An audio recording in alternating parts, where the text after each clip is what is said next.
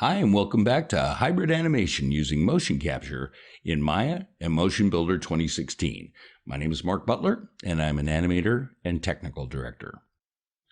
Wayne Gilbert, an animator at Industrial Light and Magic, once said, "It's all about the work you do before you sit down in front of your animation tool. The more time you spend planning, the better your shot will turn out and the easier it will be to animate." Because of our judicious preparation up to this point, all we're doing now is executing our plan with an eye for quality. We're going to import the poses or merge in the poses that we did in the previous modules. And then we're going to do some simple camera blocking to match the sequence. So let's get started. All right, the first thing that we're going to do is we're going to start with the Ronnie blank. And then we're going to save it as RB, Ronnie Ball, 001 to 0013.01. Let's go ahead and save that.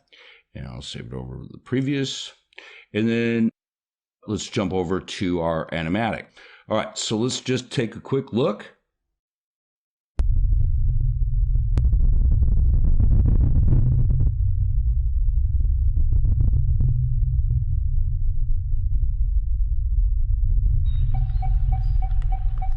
Should be right around here. I see mine.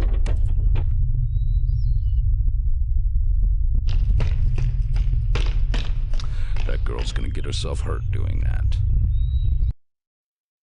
All right, so you can see it's a pretty simple scene. We're going to show Ronnie standing a lot, but we're going to use motion capture to bring him to life, especially in these shots right here, where he needs to be exhibiting his performance instead of just standing still like a comic book. Basically, what we want to do is for this roughly 29 seconds, we want to bring Ronnie to life.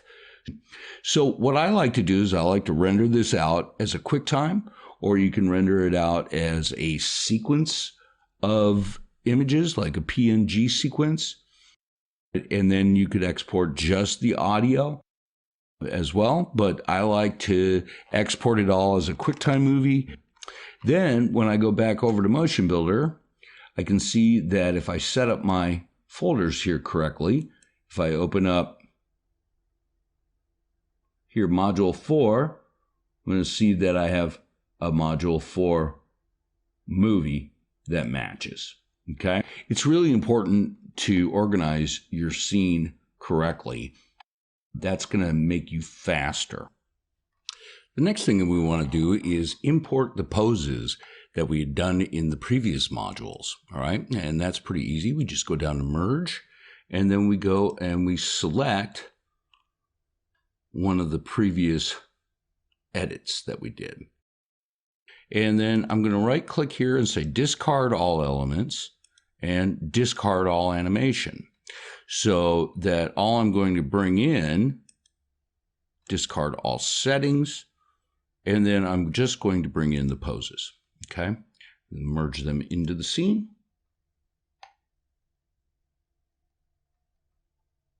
And now our 001 to 013 Ronnie has all of the poses that we set up for the previous one. So it becomes real easy to start merging it in.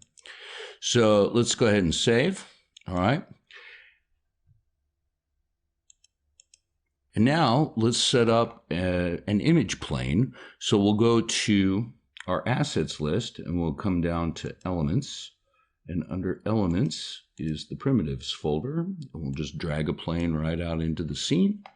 And then I'm going to take my 013 Mod 4 movie and drag and drop it right onto the plane. Now, I like to bring this out to more of a 16:9 ratio. So let's scale that out a little bit. Doesn't have to be perfect. And then I like to kind of put it into position that it's going to be. So that'll be 90 degrees. And then maybe let's move it back a little bit.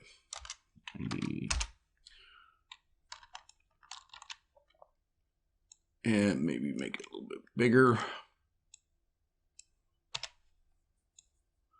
So that's going to play our little movie on it. Now I just want to go through to the materials real quick. Slide down to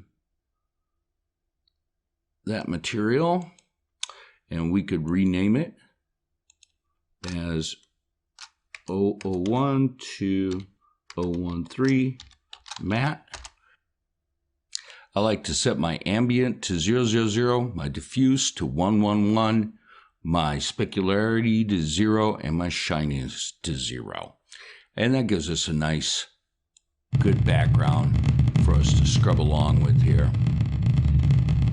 QuickTime Movie automatically brings in the audio and syncs it all up as well. So if we rewind here, we're going to see really quickly that basically all the sequences happen in order across that frame range, which is great. Okay, so one of the things that I like to do is I like to go ahead and kind of position my camera right off the bat. In Motion Builder, you come up with a default producer perspective. I like to go ahead and just duplicate that. Okay, and then with that duplicated, I'll select, rename, and call it Cam 001 rather, to 013. And then I like to set a couple things on the camera. We'll go ahead and set its resolution to be fixed at 1920 by 1080 or HD. I also like to set the near plane to 1 and then the far plane to 40,000 instead of just 4,000. Okay. You can also change your field of view here. I usually like to go to a 50. Okay. Everybody's a little bit different, but that kind of represents like what you're looking at through the camera. Let's make sure we're looking through the camera perspective, camera 001, 013. Okay.